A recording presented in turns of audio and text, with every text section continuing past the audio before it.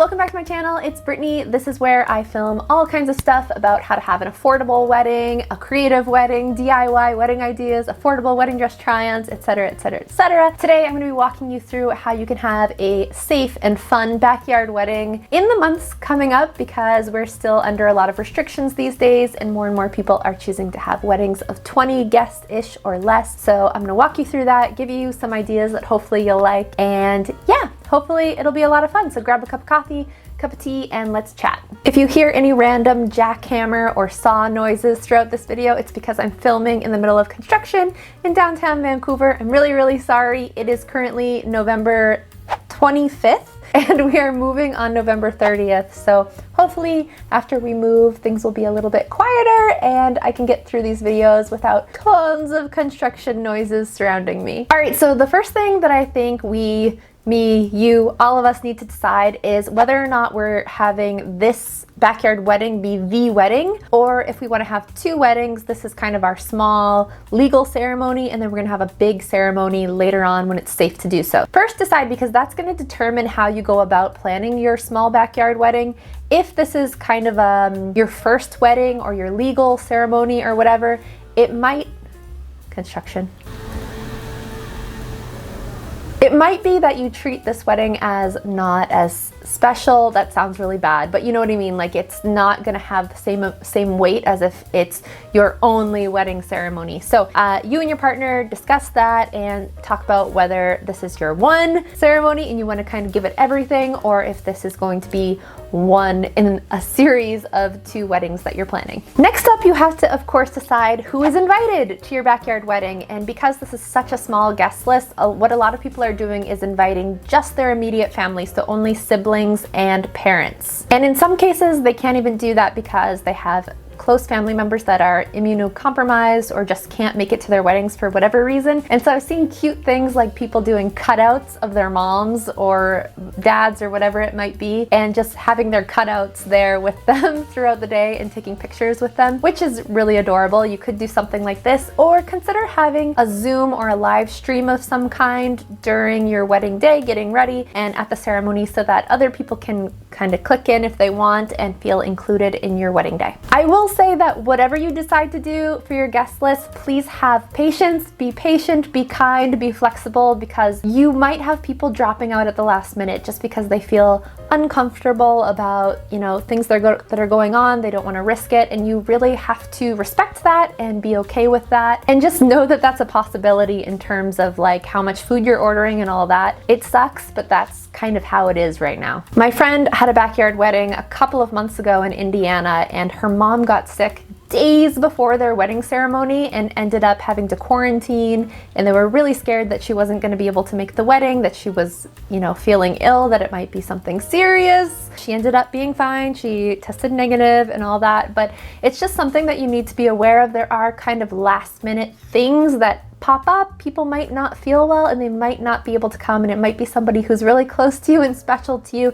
So just consider having a backup plan for that, like a Zoom live stream or something. And also, you want to kind of mentally prepare for that scenario if it does happen. Some fun things you can do logistically with your guests is, I've seen people who have their guests line up sort of facing each other, forming a sort of aisle for the bride to walk down towards her partner. So that's one cute option you could do. And if you're having a small wedding, it'll be like, I don't know, 6 or 7 people on one side, 6 or 7 people on the other side. And it's just a cute, intimate little thing you could do. You could also have your guests stand or sit in a circle. This is something that I've talked about a lot in other videos. I really like the idea of guests forming a semicircle instead of having rows. Because your guest count is so small, you could ask all your guests to wear the same color, have kind of a matching all white or all black theme. You could get all your guests matching masks, which could be really cool for photos. Something that is surprisingly easy to do with a small guest count is to have a surprise wedding, and that just means that your guests show up to one event like an engagement party, for example, an engagement party, and then it turns out that it's actually your legal wedding ceremony. Something I've seen a lot of people asking in forums is invitations. Do you still need to do invitations for a small backyard wedding right now with a really small guest count? And personally, I wouldn't bother. I wouldn't bother with paper save the dates or invitations with this small of a guest count. Although there is an argument to be made that you could make really cute, fancy invitations because it is such a small crowd. But I think because things are changing so quickly and plans have been so erratic, it's just easier. You can save yourself hassle and money by just emailing or texting your guest updates as they happen. Otherwise, you might find yourself pulling your hair out because you'll have to change the date a million times. Hopefully not a million times, but you might have to change the date or the time once or twice just because of all the craziness that is 2020 and now leading into 2021. Others have asked whether or not you need a DJ, and I would say that you don't need a DJ for a 20-person guest wedding. Personally, I just don't think it's worth it. And it's also another person who's going to be kind of taking up one of your numbers in the allowed number of people, right? So consider just doing a simple Spotify playlist. Maybe you can even put one of your guests, one of your siblings in charge of that if you're planning on having specific songs for the ceremony and all that. I was told that there's even an option in Spotify to be able to fade the songs. I'm not super great with Spotify, so I don't really know. But if that's an option and it's safe for you to do so, you could have like a little mini dance floor and a Spotify playlist without bothering with a DJ. And if you don't have speakers or some kind of sound system at your house or in your backyard, consider just renting some. As far as backyard wedding decor for such a small group of people, I would really keep it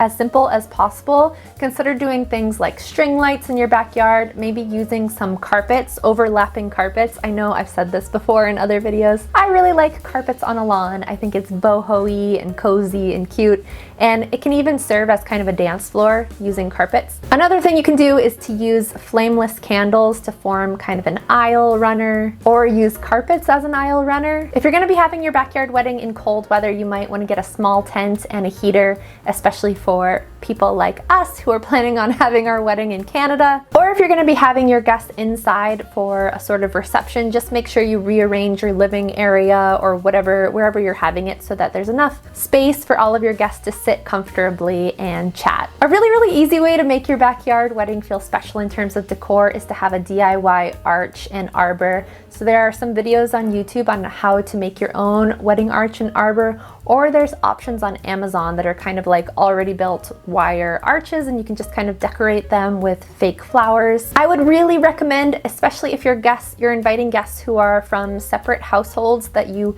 do keep social distancing in mind, that you guys wear masks, that you try to keep everything outside as much as possible. I've actually made several wedding videos on safety, so check those out if you're not sure what to do in that regard. For a teeny tiny wedding, I wouldn't worry about spending a whole bunch of money on flowers. Maybe just pick up some grocery store flowers or do something like solo wood flowers or faux flowers. Photographer. Some people are saving their photographer for the big one, the big wedding, and some people are choosing to get a photographer for just an hour or so for their mini ceremony. So it's totally up to you what you want to do.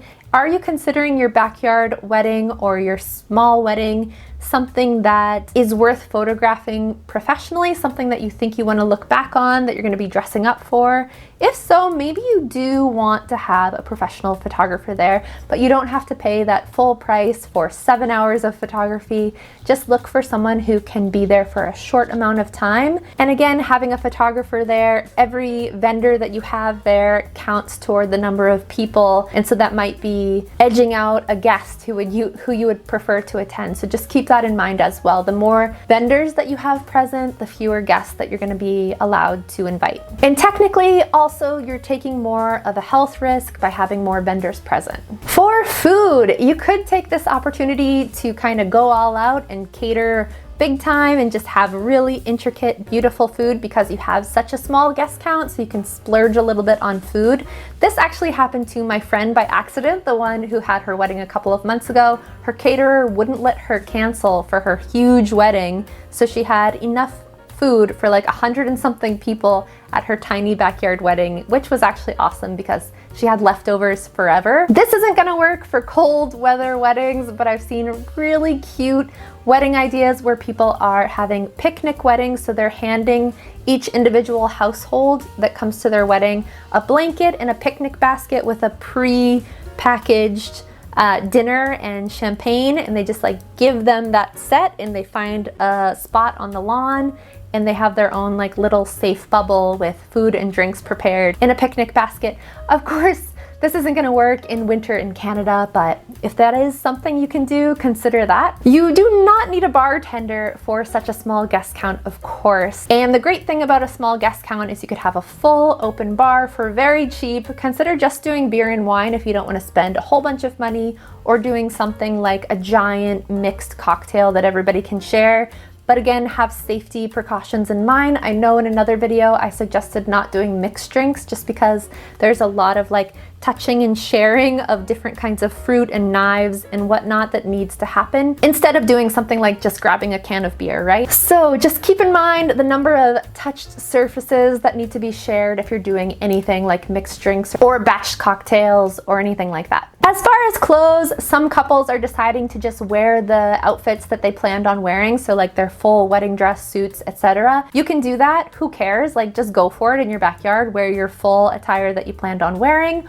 Or if you want to save that for your big ceremony in the future, those of you that are going to have a big ceremony, maybe take your backyard wedding opportunity to wear something a little bit funky or crazy or short or whatever, just like a little bit out there that maybe you've always kind of wanted to wear but didn't feel like you could in front of a big crowd of people. I don't know. So you have plenty of options. There are no rules anymore, which is a great thing. I mean, there weren't any rules before, but now there are really no rules. So just have fun with it. Relax. In some ways, it's been a lot more stressful trying to plan weddings because of all the unknown, but in a lot of other ways, it's really great because we can cut back on a lot of the excess stuff that maybe we didn't want to do in the first place or that would have driven us crazy in the end. I encourage you and me to kind of see the silver lining here as much as possible. Let us know what you're doing for your backyard wedding, what other ideas and creative tips you have in the comments down below. Thank you guys so much for watching, and I will see you in my next video.